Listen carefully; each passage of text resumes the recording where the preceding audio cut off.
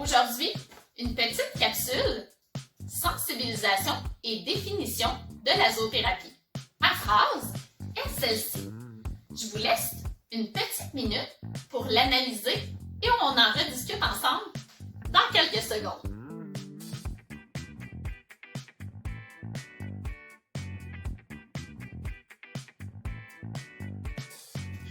On se rappelle, pour être de la zoothérapie, nous avons besoin de 3 éléments. La première chose, un professionnel formé en zoothérapie d'une école reconnue par la Corporation des zoothérapeutes du Québec.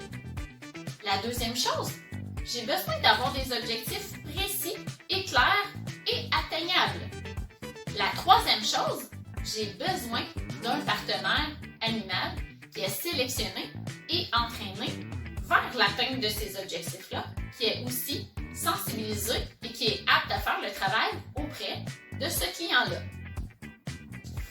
Donc, on revient ensemble sur la phrase proposée.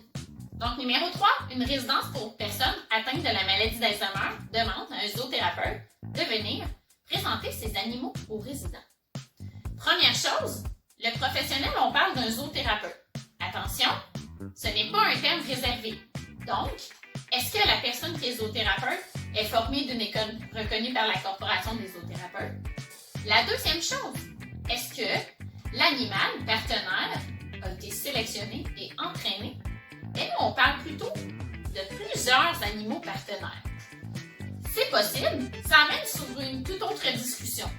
Par exemple, lorsque j'ai plusieurs animaux en intervention en zoothérapie, je suis beaucoup plus dans la gestion des animaux que de l'intervention spécifique et de l'accompagnement auprès de la personne, puisque c'est notre axe central, on se rappelle, on est là pour aider la personne et moins pour gérer tous les animaux.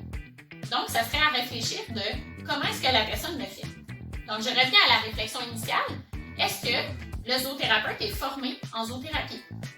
Deuxième chose, est-ce que je travaille des objectifs?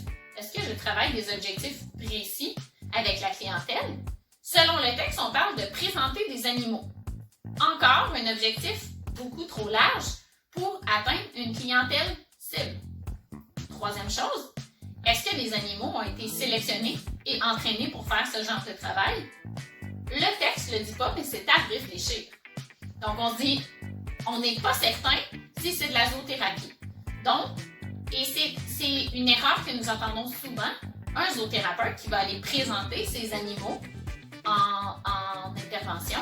On n'est pas en train de parler de zoothérapie, on parle plutôt d'effets bénéfiques de la présence animale, qui apporte son plus-value, mais qui n'a pas la qualité d'une intervention spécifique avec un animal sélectionné, un objectif précis et un intervenant formé. Donc, à la prochaine!